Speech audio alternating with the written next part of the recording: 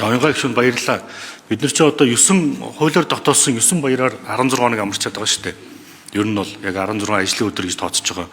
Гэхдээ энэ 9-ийг бас арай их үү гэж бас миний хувьд бодож байгаа. Ер нь бол яг одоо үндэснийг тэмдэглэдэг цагаан сар, за үндэснийг баяр наадам, за мөн одоо үндэсний эрх чөлөө тусгаар тогтлоо сэргээсний өдөр, их эзэн Чингис хааны өдөр гэдэг ийм түүхэн ач холбогдолтой өдрүүдээр амардаг.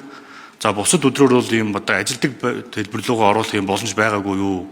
Тэгвэл одоо бид нар яг нэг улсад одоо бурхан багш ихтүүдсэн өдөр гэдэг энэ амрах ач холбогдол хэр байдیں гэдэг дээр бас асуулт байна. Ер нь бол яг ийм түүхэн ач холбогдолтой үндэснийг баяр наадам, цагаан сар, за мөн тусгаар тогтноо сэргээ мандуулсны их эзэн Чингис хааны өдөр гэдэг ч юм ингээд түүх энэ улсыг одоо оршихуй дээр байж байгаа юм бидний одоо гол одоо бусдаас ялгарч байгаа онцлог энэ зүйлүүдэд одоо Шингээсэн ийм баяруудаар амардаг болов яасан бэ гэсэн бас нэг саналтай байгаа. Энэ дээр та судалгаа хийж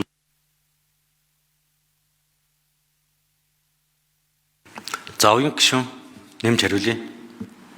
За нийтээр тэмдэглэх баярын болон тэмдэглэлт өдрүүдийн тухай хуульд таны хэлсэнчлэн 9 баярыг бол тусгаж өгсөн байгаа.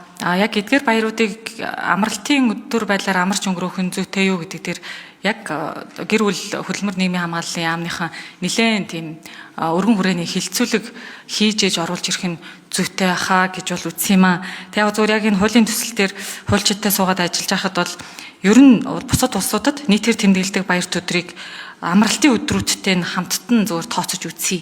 Бусад улсуудад ямар байна гэд.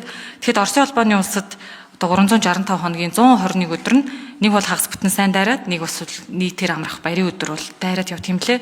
Америк нэгдсэн улсад 119, Японд 120, Австралид 115, Монгол болохоор 119 гэд.